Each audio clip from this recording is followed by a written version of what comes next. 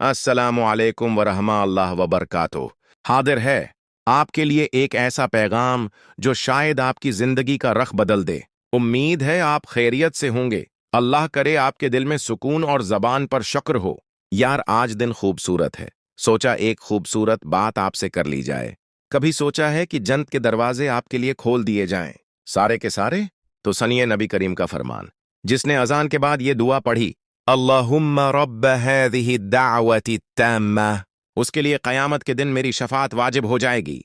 सही बुखारी हदीस 610। ये मामूली बात नहीं, ये जन्नत की जमानत है। बस इतना करना है, अजान के बाद इस दुआ को दिल से पढ़ना है।